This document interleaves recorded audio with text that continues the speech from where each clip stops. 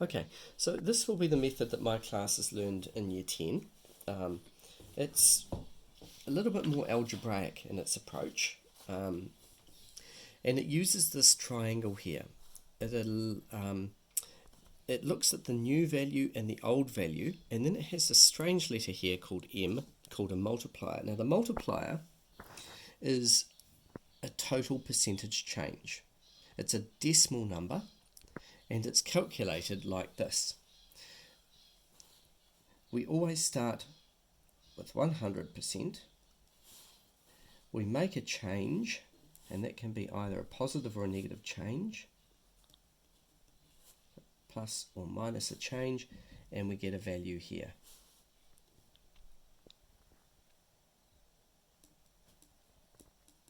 A percentage multiplier. We divide it by 100, and that turns it into a decimal multiplier, which is what we're after.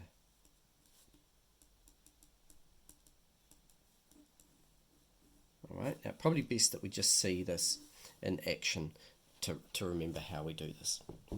Okay, so if we look at Anna's situation here, Anna's situation, she starts her week by walking 1.2 kilometres.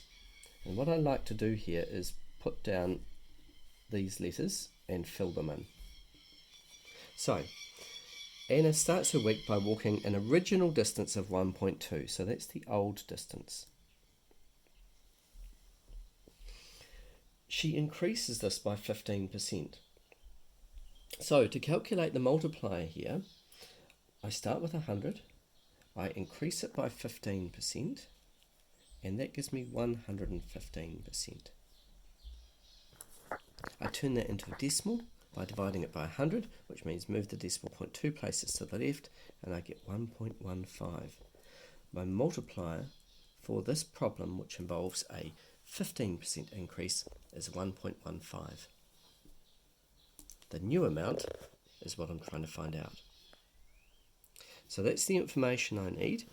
To find the formula I use, I cover up what I'm looking for. So here in this triangle, I'm looking for new, cover it up, and I get M beside O. And just like in trigonometry, when we get letters beside each other, it means times. When we get letters above each other, like if I was looking for M, that would mean divide. But we're looking for N. So that N is the multiplier times the old. That equals 1.15 times the old, 1.2, and that is 1.15 times 1.2 kilometres, 1.38. Right, so that's how we would solve that problem for Anna. For her sister, again, M-N-O.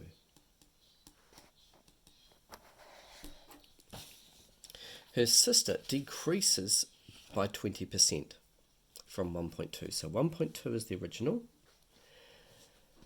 The multiplier is 100%. Take away 20% equals 80%.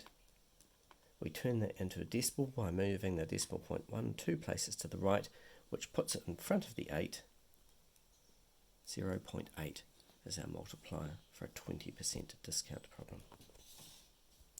We're looking for the new amount again, so we get M beside O, which means times. So the new amount, M times O, new amount 0.8 multiplied by 1.2, and the new distance that Anna's sister walks, 0.8 times 1.2 is 0.96 kilometres, or 960 metres. Alright, C, a little bit different. Anna's brother prefers to stroll around different block of streets, walks 2.7 kilometres, and on day 2 walks 2 kilometres. So this is a wee bit different. M, N, O. The original was 2.7, the new is 2.0 if we want, and what we're actually searching for is the multiplier. So the formula for this, multiplier equals cover the m and we get n divided by o.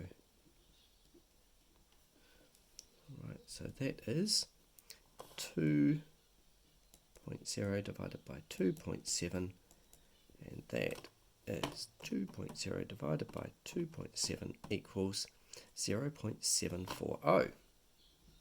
Now that's only part of the problem. 741 by the time we round it. We have to translate this multiplier into a change. So if I write this multiplier down of 0.741 and go backwards through this process, it represents 74.1%. And what I have to ask myself is, what was the change from 100% that led me to 74.1? So 100 take away what equals 74.1? Well, I can go 100 take away 74.1 to get the answer, and it's a decrease of 25.9%. So, brother walked